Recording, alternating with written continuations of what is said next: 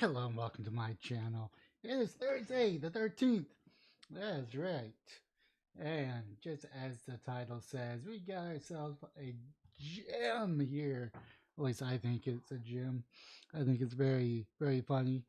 We got a whole bunch of whiny people that don't know anything about business or even how to run a business saying that they're not going back to work.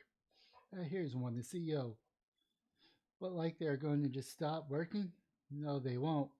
Blank the public, working public, we're closed. We're closed. Nobody wants to work anymore. Nobody ever wanted to work. Yep. I might be understanding this whole we're closed thing, but from what I'm getting from the trend is people are quitting their jobs because they're being underpaid and the CEOs are blaming them and calling them lazy. Like, I'm damn it, yes. And I do agree. I think a lot of them are lazy. I think they're entitled. I think that they want to be flipping burgers and living or making a living wage. And I kind of understand their argument to a certain extent, degree, but a lot of these jobs that they're deemed to be below the living wage are pretty much brain dead jobs. That is right. I'm just going to my notifications right here. Let's see if I can't find that one. Let's see here. If you want to find a job that pays a livable wage, the best way to do that is to add skills that will pay you a livable wage. Rare clothes, bums always makes excuses and want to blame that crap on somebody else. By the way, I just wanted to heart that slave wages in exchange for labor is unethical and humane. Actually, what is to a crux of that argument is you go apply for a job, they tell you how much the job is worth, and then you counter that job with, all right, you want to pay me eight, how about 8.50, let's say, or 10, let's just do $10, and you negotiate your way up to something a little bit more livable. And if you get to a point where they're not willing to go up, then you just kind of go for another job. I mean, it's as simple as that. Let the free market decide. And find a better job. My issue is most of these jobs are not meant to be careers. Learn a trade and make more money than you can in retail or the food industry. Now, of course, this was my comment pretty much.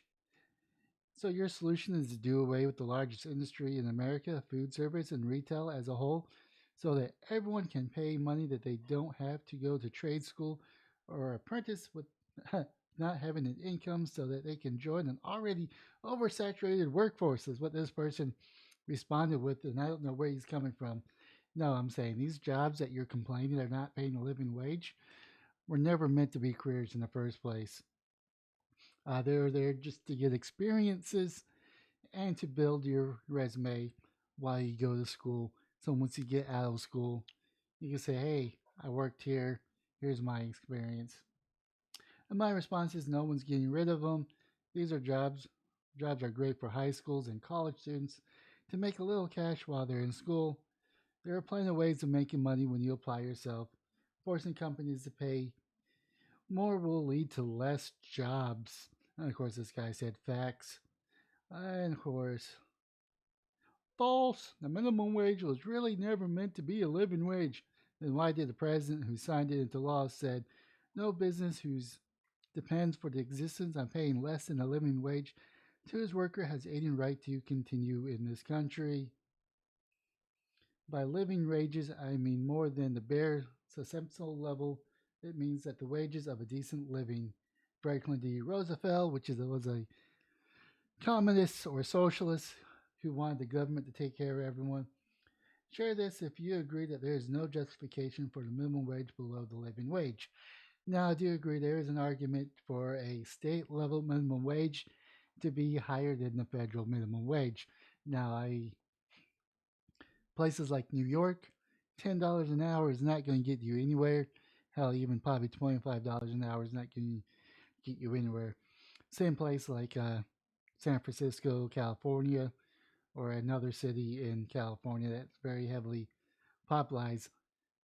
I think a city and state local minimum wage for a living wage should be applied there. but a federal minimum wage shouldn't be a blanket across the board wage. So, of course, this continues. Of course, only larger companies will be able to afford larger wages, while the smaller or newer companies will be forced to go out of business or hire less people.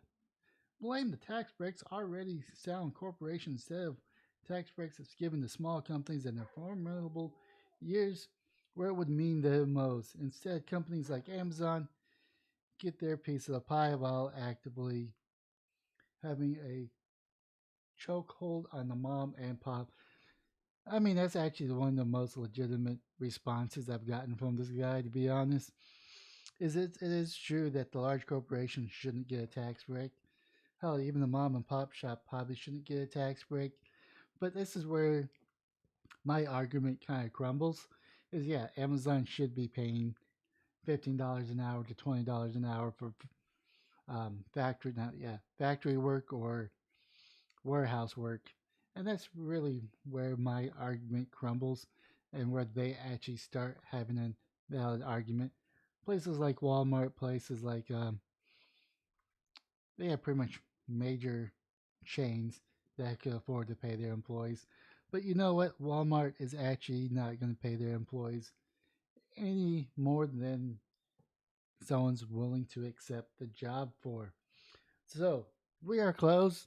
Really sounds like a whole bunch of whiny, entitled people that think that they should be paid $20 an hour to flip burgers. And I'm going to stand by that. And if you have any disagreement, please kindly leave them on the comment down below. Smash the like and subscribe button on all my platforms.